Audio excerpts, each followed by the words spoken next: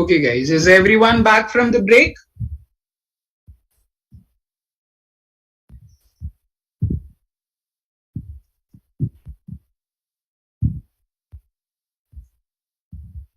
Awesome then. Okay, so basically, let me tell you that there is a power cut at my end. So till the time my laptop's battery will work. If power will resume, definitely we'll be able to do till the end, but I believe that this will work for next 30-35 minutes. No, it will work for 1 hour at least. So it should work for 1 hour at least. Rest is in God's hand. So if by chance, my point is, if by chance I get disconnected, then we'll continue tomorrow. Now, so we discussed by now that upon reading the question, we need to understand whether the order matters or the order does not matter. If the order matters, it will be the case about permutation, which is given by the formula NPR. If order does not matter, it will be the case about combination, which goes by the formula NCR. Now, moving on and relating out the idea, first of all, the difference between NCR and NPR as the formulas. In the case of NCR, we have n factorial divided by n minus r factorial multiplied by r factorial in the denominator. And in case of NPR, it is n factorial divided by n minus r factorial. Now the question arises, what is this r factorial doing in the denominator in the case of combination? Yes, Sandeep, that's seriously an issue out in Asian countries. But it's okay.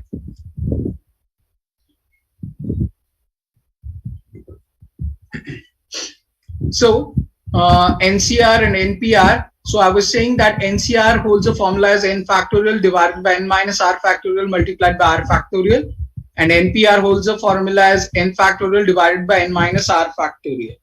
Now what is this n r factorial doing in extra out here? Simply remember, in the case of combination, as I've mentioned, AB and BA means the same thing when we are selecting. But when we are arranging A and B, in case of arrangement, AB is different from BA. So AB is going to be different arrangement than BA.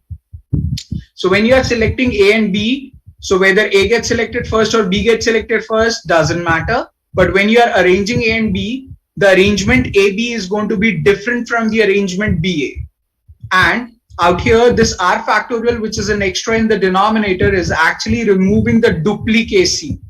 So this ABBA is going to be the same thing. So for removing that, we divide with those many factorials with which the things are repeating. And that is basically the R.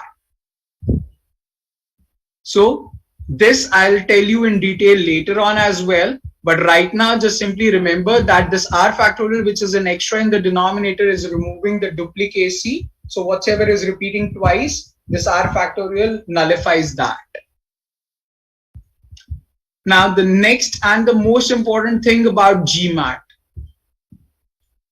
Simply remember, if you see the word select being present in the question directly, or upon reading the question, you get to know that the question is talking about selection. Then you are expected to apply the formula of NCR. And simply remember that NPR does not exist for you at all. I repeat, if you see the word select present in the question in case of GMAT, then apply the formula of NCR and simply remember that NPR does not exist for you at all. What is the way to solve the question is the complete rest of the class today and the next one tomorrow. But the point out here is, do not get into or delve into the fact which formula to apply, whether to apply NCR or to apply NPR. That confusion is all over now. What is right, what is wrong is a different story altogether. NPR does not exist, and you are expected to solve the question using NCR only when the word select is present in the question.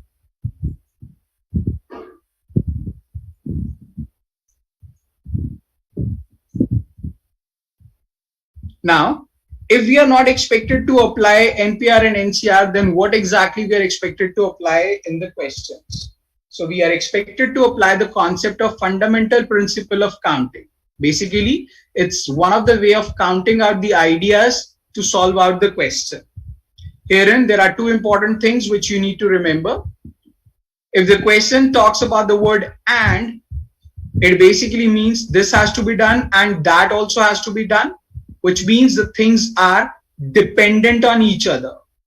So when the question is talking about dependent events, then it is about and we need to multiply the ideas to get the answer to it. And on a similar note, if the question says either this can happen or that can happen, so that means individually they are going to be independent of each other. So that means if the question is talking about independent events, we are expected to apply the concept of OR, which relates to the idea of addition of the concept.